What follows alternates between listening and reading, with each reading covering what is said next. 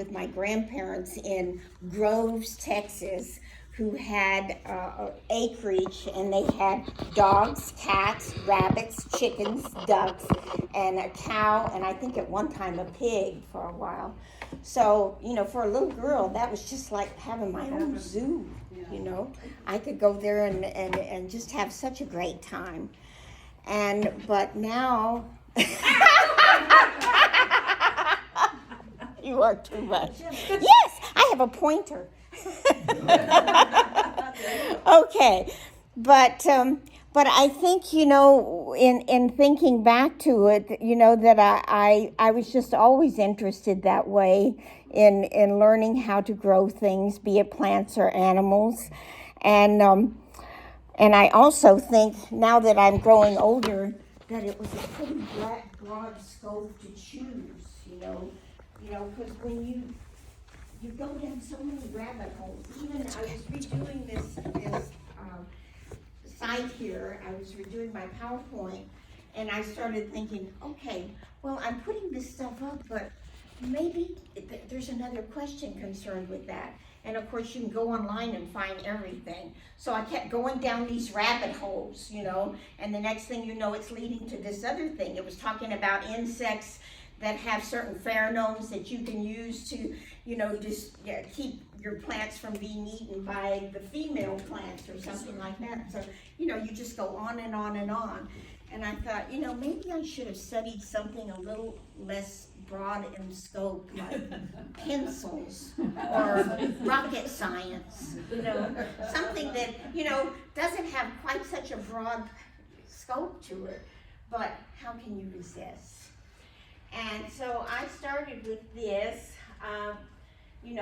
learning about new pets and backyards when I moved here, because I've had, even since I've been here, here in San Diego, I've probably had about 15 dogs, over the time.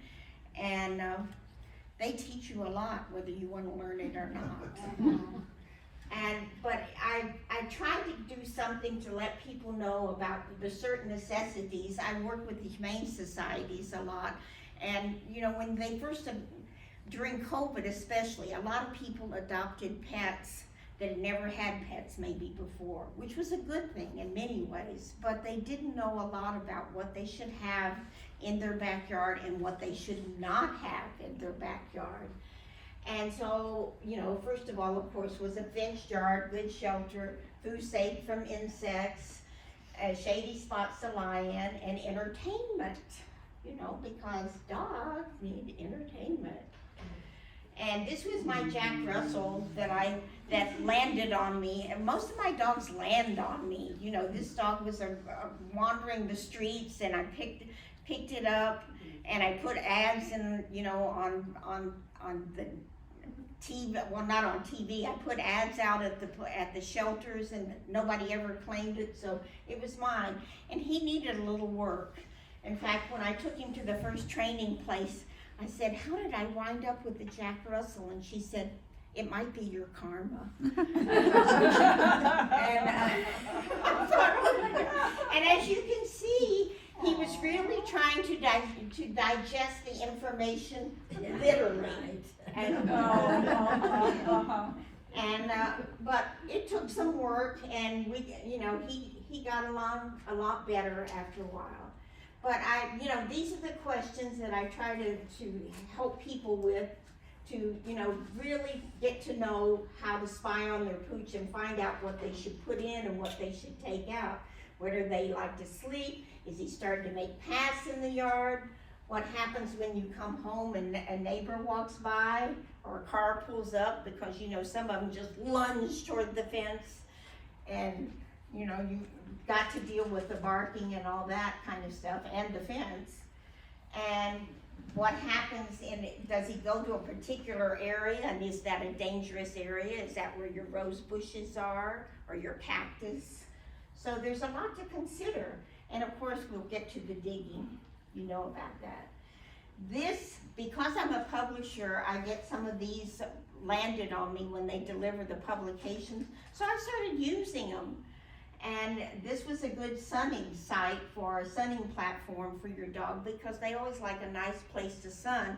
And I like a nice place where they sun, where they don't get covered with whatever bug or anything else comes up. So this is handy. But another idea you can use is you can take, and this is on the handouts, you can take an old table, like an old picnic table, wooden one, cut the legs a little shorter. They just cut it short enough so that they can jump up on top. They can use that for sunning, and then underneath they can use it for shade if it's a big sunning area. So that can make it very nice for your doggy that way. And then of course they like shade, you know, and of course if you have a water dog, like a retriever of any kind, you probably need a little plastic pool, not the blow up kind, please, of course, but a little plastic one. I go to pet events all the time, and if there's any water nearby of any kind, if they put anything down, you will find all the retrievers hovering over it, standing in it if they can, you know. And of course, fencing around your plants when they're first coming up, there's a lot to, and then there's digging. And there's many reasons why a dog may dig. And like they said, this need, you know, it's a breed of pet. You have a dachshund. I had a dachshund. Yes, they did. You have, is he looking for love in the wrong places? If your dog isn't spayed or neutered, that can be one of the main issues. Loneliness, you know, if the dog spends a lot of time by himself, you need to do activities and things to occupy him with, wear him out. I take my dogs, even though I have a big, huge yard in my backyard, I take my dogs out walking anyway, because they need new places to sniff, you know, not the same old stuff every day, my gosh. And if dig he must, sand piles. And this was a crazy experiment I tried because I saw it from somebody else that they had worked with it. But anyway, she made a sandbox, you know, and you can even do that with a plastic pool and have it cut out, you know, just have a rim around it and put the sand in there.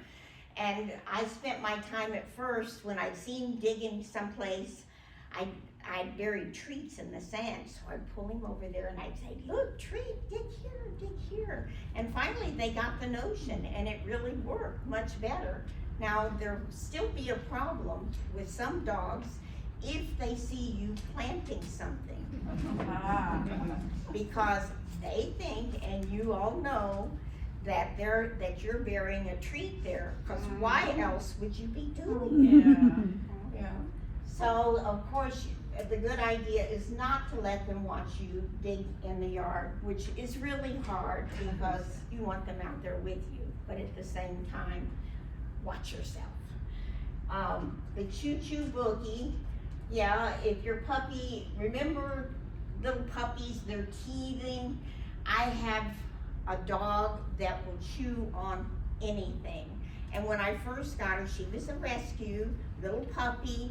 She was, my friend's grandson found her on a cold winter night, going down the street there on Vista Way, coming up to cars, and she was so scraggly and almost hairless and full of worms.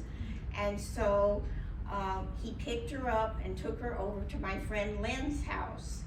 And Lynn called me and said, Judy, you know I have 4 dogs here, and there's this little dog, and maybe if you could just take it for a little while, because I don't think we can take it to the shelter because, you know, it's in such bad shape, they might just put it down. So you know how that story went.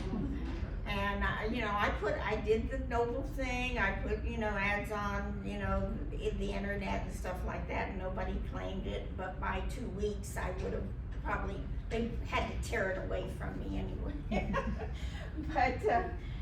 But she is a chewer, And I noticed it, she'd go out and when I was pruning, she'd pick up the pruning stuff and, you know, drag it into the house and start chewing on it. Well, the bad news with that is that she also started chewing on my lantana, which is extremely toxic, and I didn't notice it for a while. And this is, I'm pointing this out because this is the stuff that you need to look at with each new dog, because every dog will be different and every dog can be sneaky. And so the vet and I went quite through a time, you know, getting her liver back up and getting her, and of course I took all the lantana out, and then I started watching her like a hawk to see what else she might be digging and chewing on.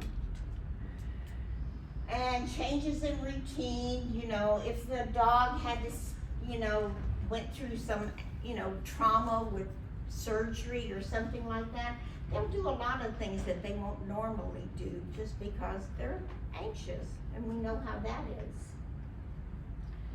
This is my yard before I got it more landscaped, and you can see my noble dogs trying to get gopher, and you can see the gopher over here, and that's about as accurate as it can be, because, you know, they try.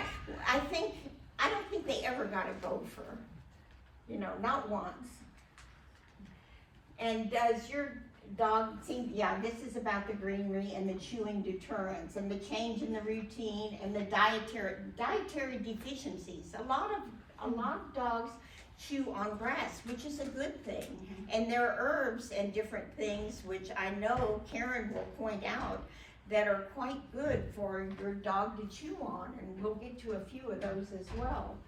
But dietary deficiencies are one of the reasons that they may chew on things. Chewing deterrents, the easiest one and the least toxic is the aloe. The aloe, you know, you can take the peel leaves, put it in a blender, spray it on your plants, and this will also deter rabbits. Rabbits don't like almost nothing likes the taste of that on the plants. So this might be a good little rabbit thing. And some people use it for deer. I don't have any deer, so whatever. And of course there's the pepper pooch prohibitor things that you can buy at the stores. That is good, but you have to be very sure, and you can make up some your own, but you have to be very sure that you don't spray that on when your pet is close by or around. Spray it on, let it dry, then let the dogs or whatever out there. And then there's kitty citrus content. Okay, cats do not like citrus, and you can spray citronella lightly on the soil near your plants, and you can scatter pieces of orange or lemon peel to repel the kitty visits. And there's a double bonus to this. The peels, if you spread them around, a lot of times snails are attracted to this, and you can go out in the morning and see them on there and pick them up and put them in the trash. Tough plants that are fairly drought tolerant and dog tolerant, well, we've got the butterfly bush, sage, lavender. Lavender is really cool to have, and I'll talk about this now, but this one lady planted the entrance from her backyard into the house on either side with lavender bushes. So when the dogs had to come in, they had to run through this, and they were fairly close together, close enough that the dogs could brush against them. That repels fleas, and it makes your dog smell better. So it's that can be a double bonus right there. And of course there's nasturtiums, even if they eat nasturtiums, I mean, we have them on our plate sometimes if you're at a fancy restaurant. There's all kinds of things there. Sea lavender, I've got tons of that from the start. You can remove the flower beds from central areas through that formal pathway border like I talked about. And try using robust plants, of course, dog-friendly gardens. This is a good book on dog-friendly gardens here to relate to. And then, of course, I said like this, lavender is a great repellent. In fact, there is aromatherapy information up here about pet aromatherapy and humans too.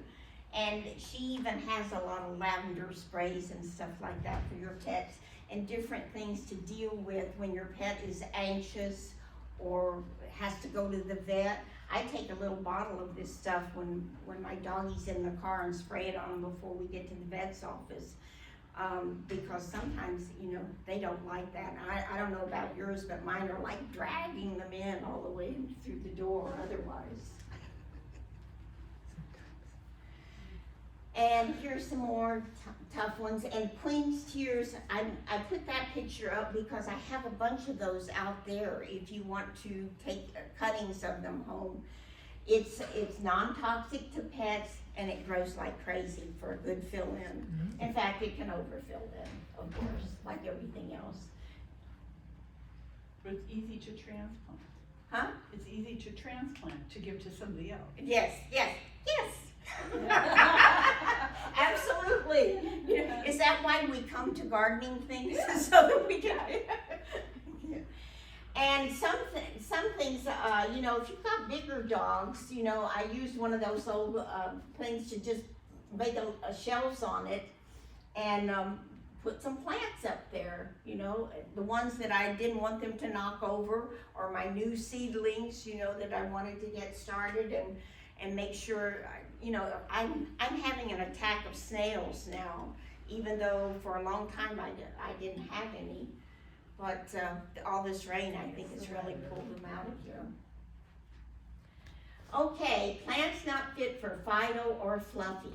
Okay, here's a list, and the pages that you will see online will also have this list, and they will also have Dave's Garden. The article there done by Joff Stein, who is a veterinarian and plant lover.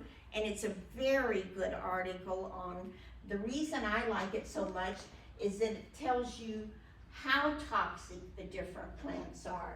For example, heavenly bamboo is very toxic. Avocado is not really toxic. It can cause some diarrhea, but the worry is that the pit can get lodged in their throat if they're, you know, over anxious dogs. Like my Jack Russell glums on everything. And so you don't want that to happen. And of course it can cause obesity.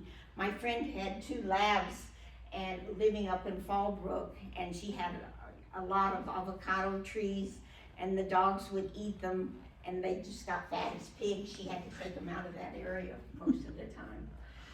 And garlic is good. You know, they put garlic in some things, but too much of it is like, you know, it belongs to the onion family, so it can be somewhat toxic. But these other things, the nightshade varieties, the tomato plant, I have never seen, even my crazy dog doesn't chew on the tomato plant. So usually these things are not something that your dog will chew on, but every dog is different. So it's good to, you know, and you'll have a whole list of that. Plus, like I said, you can refer to that wonderful article.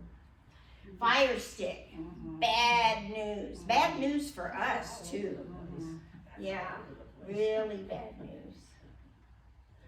And this, you know, of course we have volunteers. I just had to show you this picture. This happened a couple of years ago. I have a waterfall. That is a waterfall behind it. And this little volunteer tomato plant just went nuts, and I just couldn't pull it out. I could not. You know? And this is when I started landscaping my backyard, and of course I took out all the grass because it's hard here for grass. You know, it's hard here for us. It's expensive, it gets diseases, you know, it's really not the best climate, and it's a lot of work and expense. And then I started landscaping those slopes, which made it a lot better for, especially as we get older. And then I did raised beds here to put in some things which have changed. There's the lantana I had to pull out. It was off to a good start at first, but no deal. Okay. And then I went with the pond. And do any of you have fish? Yeah. I love them. They can be a lot of work, but I love them. And we got excited and we dug the pond and we put koi in and everything. And then the raccoons came and feasted because the water wasn't deep enough. So then we took all that out, you know, and put the koi in some tanks, and then we redug it to 5 feet. And now they have to snorkel to get to it. So was the end of that. You don't have problems with birds with your fish? I had, you know, it's funny, I had some kind of white bird, and I'm trying to think what it was, came there once. And huh? Parents are white. Yeah, and then it, I guess he didn't like the flavor or something, I don't know, he never came back, but do you have any solutions for that? Pardon? Do you? Fishing. Yeah. I have nets on mine. Yeah, that's Yeah. Yeah, No that's other over. way. I had a big blue heron and a greater egret, both were coming in my yard. Raccoons too. And then even, you know, 4 dogs could not keep them out of the yard. Yeah. I loved chasing them, and then Yeah. they would sit there in the tree and wait until the dogs left the yard and come back down again. That's what it's like. Yeah, so the Raccoons netting will is, dig in. it doesn't look real pretty, but it's the only thing that protects it. Yeah, I know, that's it. Well, and as my dog got, you know, I have this old Jack Russell now who's 16, and he's getting a little blind, and he's getting a little deaf, and he's, you know, and speaking of that, I'm a little deaf, so if you ask a question, be loud. I forgot my hearing aids today. Oh well. I'm just learning how to use them, not very well. And, but yeah, that's a good thing, but I've started fencing around, I've started some fencing around my pond right now because I don't want him to accidentally fall in and drown, of course. And these are some other things I tried. And of course, you all, you know, I'm speaking to the choir about a lot of this. You guys all know about mulching and everything like that. But more edible landscaping, you know, this is always fun to do, and it confuses the bugs. So that's why the main thing I learned out of my landscaping classes, you know, some of the things you can put together can confuse the bugs. And let's see here. I'm trying to read the compost facilities. I'm sure you probably know about those, and they are wonderful. In fact, one year for Christmas, that's what I got was compost from up there in Vista, in Oceanside area. And I told my son that's what I wanted for Christmas. So he has a pickup truck, so I said, great. So we drove over there, and you know, they loaded it up, and then we went to pay for it. And I don't know if they were running a sale because it's usually not that cheap, but it was like $6. And he said, wow, that's the best Christmas present I ever bought you. $6, yay! Some gas. Yeah, this year I wanted a worm bin, and he said, Mom, you're weird. And let's see, good areas with a few sunny areas. We've already gone over this, the planters, the gopher problems. We're gonna go right to there right now. This is another idea I saw online that I stole, because this is a way to do some of the herbs that your dogs and your cat. I really recommend that everybody keep their cats indoors, because there's just too many things. There's, you know, not only the disease if they get in a cat fight, there's the diseases around there. There's, you know, of course, coyotes, and they can eat things that they're not supposed to eat too, and you know, it's just not good. But the dogs can run around and all this stuff. Peppermint, calendula, they can take a little garlic if you want them, and they don't eat much, but usually they won't. And I know there's lists and lists of good herbs that are available through some of the things I'm going to give you, the herbs that will help your pet. Red clover, lymphatic system, chlorella, super green food, you know, that's when they chew on that grass. And of course, none of us use any pesticides that are, so.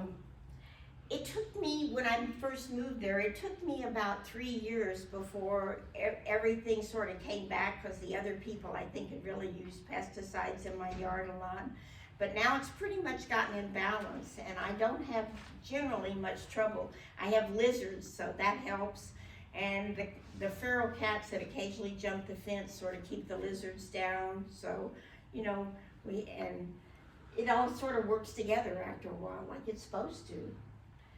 And milk thistle helps detoxify the liver. I actually used some of that when my little doggie was going through the liver problem. Natural pest controls that are safer. Okay. Catnip, lemon juice, rhinestone tobacco. Well, and there's also, now that I will use sometimes the taro ant things, and I put them high up on a tree so that no animal can get to them. But other than that, you know, you can use some of those and they will work for a little bit. Aphids and whitefly, neem. I also have, you know, of course, earthworms. That's why I got the earth bin. My earthworms are kind of hanging out right now because the old bin sort of disintegrated in the past year. So they're kind of in boxes and I go and comfort them. But, you know, earthworms do a lot about whitefly. One of the guys told me to make sure I have a lot of earthworms under my hibiscus, and I don't have any more whitefly. Yay! So far, so good, though. You know, when it gets hot, a lot of times they come back. Fleas and ticks, well, neem, putting neem in the pet food. We'll talk about that. You know, of course, at this point, we do have heartworm here now in San Diego. And I have a note on the actual mosquito later that is carrying all that. But, you know, shots for fleas or well, not shots for fleas, but there's some flea repellents that you can use, the natural ones. I don't use the flea. Did you have some? Oh, I was just gonna say, I use, I get tablets, yeast tablets that have some garlic flavoring in them. I get the big ones because I have a lot of dogs, and everybody gets some on their, depending on how much they weigh, they get a few on their food every night. And they eat it? Oh, they love it, and they never have fleas or ticks because they don't smell good to eat. So yeah. They don't have fleas, ticks, bites, mosquitoes don't bother them. Excellent. All of that. So I'll try it again. My problem is I cannot get any of my 3 dogs to take any kind of pill, no matter how you bury it, no matter if you put it in the cutest little thing for them to chew on, no matter what it is. And peanut butter and stick it down their throat? Yeah, they'll eat around it and go. You don't know how to get it down Crush their it. throat. Crush it and mix it in the food. Yeah. They won't eat the food. when I mix up the They really won't. they all, and they're all different breeds of dogs, and they Yeah. all Yeah. eat it. Well, you know, Your dogs I want are to whispering to each other. Yes. Other dogs eat it. Yeah, I know. Well, my dogs get, you know, I cook for my dogs. And so they get, my son and his wife took a class on making dog food. And so they taught me all this stuff, and they actually make up little packets of stuff for, you know, things to put in the dog food that I pick up from them. And then I cook them, you know, chicken and fish and turkey and all this kind of stuff, and mix it all together with that and put the extra supplements in. And you'd think I could sneak it in there. You'd think I could, if I wouldn't find it. Pulverize it in your, you know how you Yeah. grind up your, Spice grinder. Yeah, I actually have a grinder, and I did all that stuff, and they won't eat it in there. And I think you're We're right. talking about brewer's yeast, because brewer's yeast tastes good to dogs. Yeah, You've tried giving them brewer's yeast. I'll try brewer's yeast. There's these little tablets that you Yeah. can get. Well, and these were the ones that were for dogs that I bought, you know, and I think they had brewer's yeast in it, but, you know. I know, but I, you know, every dog is different. Maybe I can try again. I would love it. I would love it because I don't like to give them any kind of regular medicine for that at all. Nematodes, French marigolds, and the vegetables, and possums. Yes, invite the possums in. I had a possum. I had no snails when I had a possum. It was wonderful. So ugly. And the possum had babies, and we were out on the slope, and my dogs ran out there, and they started barking. I heard it. I was in my office, and I heard it, and I ran out, and sure enough, the mother was lying there dead, and the baby possums were on top of her and everything, and I was like, oh no. So I ran in the house and got a broom and chased the dogs in, you know, screaming like a banshee. My neighbors probably thought there was a killing going on. But anyway, I got the dogs inside, and then I called the control people, and I said, I've got this little possum, what do I do? And they said, well, if you can get it in some kind of containers and bring it in, you know, we can take care of it. So I went and got my little cage and I came out there, and when I came out there was no possum. She was playing possum. They all left. They all left, yeah. Yeah, she was a lot smarter than I was. But anyway, you know, as far as I'm concerned, yes, they're ugly, but they're good little critters. They are. Yeah, and you know, you can chase them away. I have a skunk in my yard too, and we've made our peace, you know. She comes out at night, the dogs come in at night. We're okay, you know, and she's not there all the time. Ladybugs on aphid. Oh, a mealybug destroyer. I just wanted a picture of that in case you ever, I had never seen one. Because they're really good for mealybugs. And of course the bees, all our bees are going better now. Yeah, and here's our critters, the rats, gophers, snails. Oh yeah, and the dirt dauber. That's my dog. That's the thing, when I'm out there with her in the backyard and I don't pay close attention, the next thing I know, I put some stuff down and she's like, well, I wonder what this is, you know, so she gets her face all dirty and digs in it like that. But possums, of course, be sure that you don't have any trees growing close to your roof, because my neighbor did, and I told him about it. I said, I'm not sure that's a really good idea. Sure enough, the raccoons pulled up the shingles, chewed through somewhere, and made a nest. Mm-hmm. Yeah, and it was a big mess to clean up. And raccoons now, you know, the Japanese thought raccoons were so cute and such a good idea, they imported them several years ago.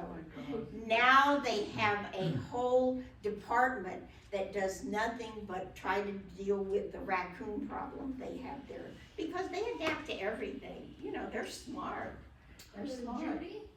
And we have them coming up. We have a access through all the way to the ocean right near our house. So they come up that way and they just wander all over the place. But they have a 30-year, I mean a 30-mile area that they can travel through. Did somebody say something? Yes, yes, Ann. I had skunks and I thought they were adorable. But the mama had babies underneath my potting shed. Oh God. And I like to walk out to my potting shed. Mm-hmm. And the babies would come out. And I did not want there to be any problems. So I decided to evict them.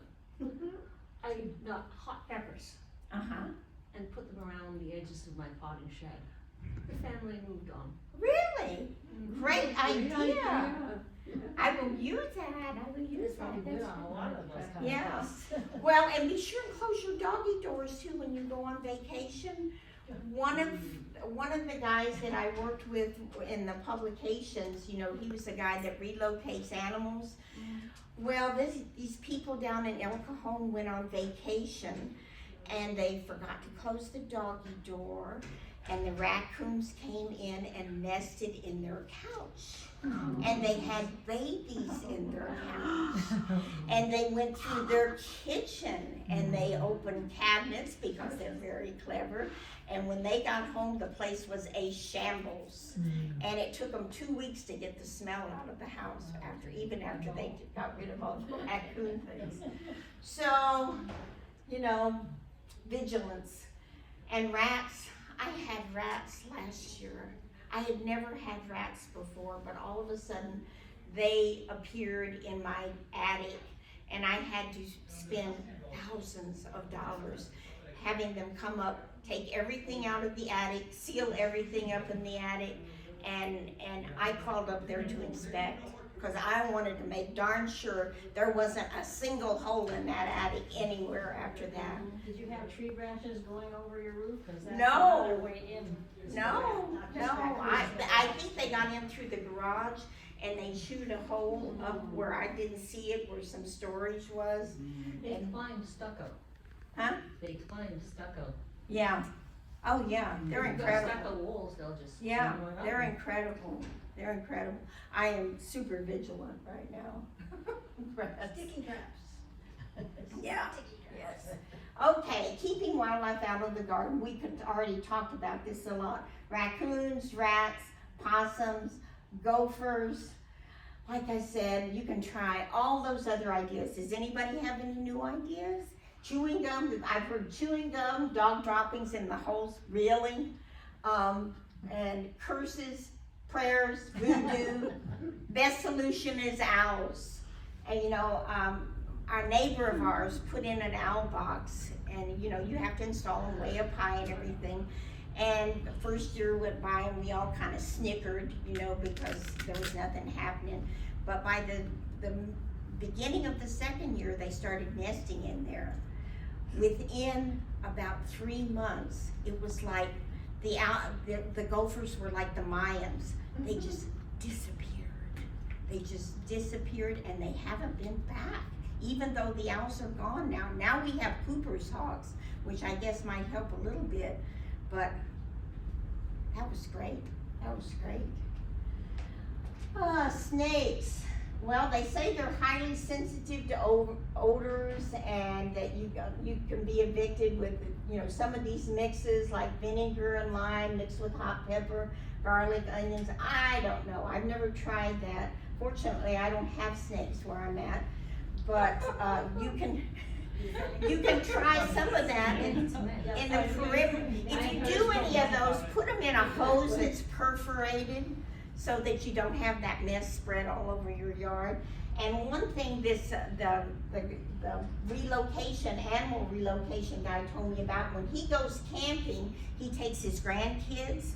And so he worries about snakes when he's out camping. So he takes one of those perforated hoses along and he fills it with mothballs and does it around the circumference of where their tent and area might be. That's actually very good. Yeah, so nothing will cross it. But that's probably not a good idea to go around the circumference of your property because that stuff will leak out, you know, when it rains and stuff. And Well, it's only gonna last 30 days. It evaporates. it evaporates. It should evaporate pretty quickly, but I don't. It's longer than a day, isn't it? A month. A month. Yeah. Okay, coyotes. I looked this up again. Wolf urine. Got any? I don't think so. But this is where the coyote roller comes in. This is a replicate, but this is what the top of it actually looks like installed on top of a fence. And what that means is that this is good for stray cats too. When they try to climb over, no deal. Now, you can go online and there is actually a company called Coyote Roller. 100 feet of it is about $600. Mine can jump over everything. Yeah. The coyotes, you can just see them. From a sitting position, they jump over an 8-foot fence. Yeah, but there's more. There's also on YouTube, there's everything on YouTube, isn't there? There's a YouTube thing on how to build your own coyote roller. And I had my handyman, Jason, look at this, and he said, well, yeah, that's a possibility. He said, but they're using a smooth round thing at the top. And he said that they need to have these little grooves on it. And he said that there's a way that maybe if you took that same tube and put sprayed rubber, you know, there's that sprayed rubber stuff that makes kind of bumpy stuff. You need something to catch that. But anyway, let's see, here's Jason's phone number and here's his email. And he's got all kinds of ideas on that he said he'd be happy to share with anybody because he's quite creative at doing things like that. You know, because you can look at it and, you know, if you've never built a coyote roller again, you might have some questions. And of course, there's the barn owls. You know, those, Master Gardeners has a program that sells some of those, but there's a lot of places online that sell them too. Or you can probably go on YouTube and make your own. Itchy pet, we're gonna get into this a little bit because one of the things I'm seeing is that, you know, my Jack Russell, as he's getting older, his skin is getting more issues with it. And I think that's part of getting older. I think it happens to us a little bit too, you know, because of the toxins that build up in, the toxins that build up in that, you know, in our bodies. And so frequently it's something like that to eliminate the toxins. And of course, if you take your dogs for walking in the parks, as you know, a lot of those parks spray. Oh, yeah. And so a good idea is to always, you know, wash your doggy's paws off when they get home because dogs and cats, that's what they do. They lick their paws, you know, so a lot of that stuff comes up because of all the toxins we have. They're close to the ground, you know. It doesn't take much for them. Factors, environmental toxins, what I just talked about, vaccines. Don't over-vaccinate your pets. You know, the flea tick, heartworm preventives. If you can do things like what you do, which I will try again because I'd really like to. I would, you know, that's much better. Processed pet foods, you know, look at your pet foods. And there's a site online, I forgot to put it in there, but there's a site online where you can find all the pet foods that are on recalls and stuff like that. And my son and daughter-in-law, when they did their study on pet food, they found all kinds of things that go into pet food, like carrageenan. Carrageenan is also in a lot of our stuff, and it's tumor producing. It can be tumor producing. We don't need that. And you see a lot of, you know, animals getting tumors and different things wrong with them now than they used to. They're living longer, but nonetheless, they're having the same toxic effects, you know, on them that we have on ourselves. Yeah, companions are exposed to. Okay. Recommendations for your dog: keep them away from outdoor areas.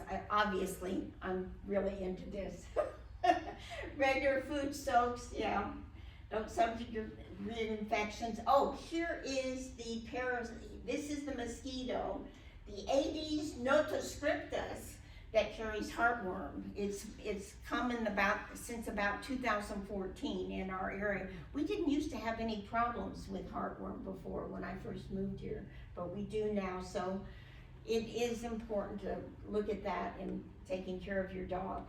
When I was a little girl in Houston, my dog died of heartworm, and at that time, that was 1,000 years ago. At that time, they didn't even know anything about heartworm, you know. I mean, they knew it happened after it happened, but that was about it.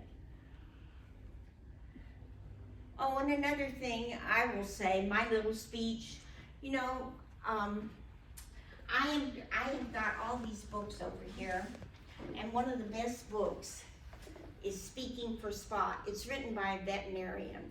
She is the one that taught me about how to be an advocate for my dog. And I will have that at the end so you can take a picture of it again, but if you wanna look through the book when it's gone. Because she, you know, she teaches you, she taught me how to ask questions intelligently and how to listen and what to listen for and how not to over vaccinate or over medicate my dog. You know, there's a lot of good vets here and I know several of them. But you know, to get to know them, you want them to know who you are and what you know, what you really want for your dog and what you will, you know, say no to. And I even do that with my doctor, you know, and I really respect the medical profession, both veterinary and medical, but when it gets down to it, they are trained technicians. And being so, they have been trained by their, you know, their medical schools and their veterinary schools, but they've also been trained by big pharma. They've also been trained by the pharmaceutical companies. So a lot of times an easy answer for them is a pill. And you know, my doctor knows me well now, I've been with her 20 years. She knows that sometimes I'll just come in and she'll say, well, you could do this for that. And I'll say, oh, medication, what else have you got? You know, because, and a lot of times she'll say, oh, okay, well, let's try, you know, something else. Can I interrupt here? Huh? I agree with what you're saying completely. I have a friend who is getting severely over-medicated by her physician. Now, Yeah. This is a human being. Yeah, yeah. And her doctor kept handing out prescriptions every time she went in for something. Finally, her husband intervened and started holding back on some of the sleeping pills, painkillers, what have you. And she's so much healthier. She's lively. Yeah, She's more cognitive. well, She's back as a human being. exactly. And not only that, you know, you go to a specialist for this and you go to a doctor for that, and they may not really connect with each other about what you're taking and what the counter indications are. It is your responsibility to share with them Right. what you're taking. You don't put it always on the other person. Well, that's because what I mean. You That's are what I responsible mean. for you. You need to ask questions intelligently, and you need to get answers, and you need to be able to read the answers. Yes. And if you don't know, yeah. On this topic, I have two older dogs that are they're arthritic, Uh-huh. and so the vet that has given them carprofen, which is an I know what that is. anti-inflammatory. She does acupuncture, she does chiropractic, she tries everything before she goes, well, you Well, better then that's it. at That's least what you do want. this. But is there something natural they can get that's anti-inflammatory besides giving them this? Glucosamine comes right in. Turmeric. Oh, they get that too in their. Turmeric is anti-inflammatory. And also, this came upon me by accident. My partner had really bad, he had surgery and he had really bad knees and he had really bad everything. And I have had really bad knees in the past too. And he was talking to his doctor about it, and I was in there, and he said, you know, I don't want to take all this stuff. What else do you think? And she said, well, you could try collagen. She said, you know, interestingly enough, she said, I started taking collagen for my hair because my hair was thinning out, and my husband had been taking it for his knees, and he thought it was helping him. And so she said, I started taking it, and she said, I noticed that I had this bad knee too, and it quit hurting. And she said, then I ran out of it, and my knee started hurting again. Oh. So, That's what they inject in your knee, yeah, hyaluronic acid. yeah, And that's collagen. yeah, So, yes. yeah. So, guess what? I've been taking collagen. You know, and it does seem to help. And I'm putting that in the dog's food too, as part of their thing. Dog breeds overheating. I'm talking about this because summer's coming up, and last summer was murder. And, you know, this is the things that you don't always know about. You know, certain dogs, these little ones with the mushed faces, they're so cute, but they have more trouble breathing and doing things than some of the other dogs. And here's the list of, just a small bit of the list of the many vegetables and stuff that dogs can safely eat. And that will be on your handouts as well. And there's Dr. Hart, what vegetables are good for dogs. That's another site to go to. Sit, stay, keeping your pet healthy by growing these. These are wonderful sites. This is the part of technology I really love, not the part about your passwords. Drought-tolerant vegetables for people and pets. Okay, beans, yes, squash, dark star, variety of zucchini, possibility pumpkin. Pumpkin is a wonderful additive to put into your dog's food. If your doggy's overweight, if your doggy has digestive problems, if and don't purchase the cans with the pie mix in it, no sugar. And the cheapest place I've found it lately is at Food for Less. All of a sudden, I think they got onto the fact that a lot of us pet owners were buying pumpkin.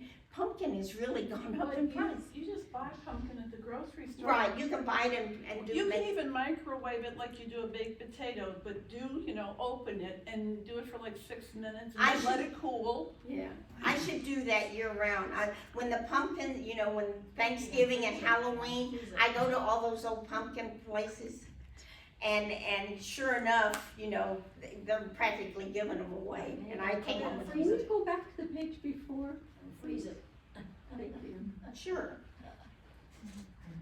Thank you. Okay, good. I got another one here. All right. Yeah, any of this stuff I can send to you too, just She's be. gonna give us, It'll be on the YouTube, or not YouTube. Yeah, whatever. because we're running out of time. She's gonna grab me with her cane in a minute. Speaking of. Okay, here, we're She's getting like to the that. end. And guess who? Yes, your very own president with all her animals. Queen Monkey Muck. Yeah, and, but here's that book again, Speaking for Spot, which I dearly love. Here's another one, Aromatherapy Tips. This gal is great. She lives here in Oceanside. And she's also very good about, answering questions like the little training things and stuff.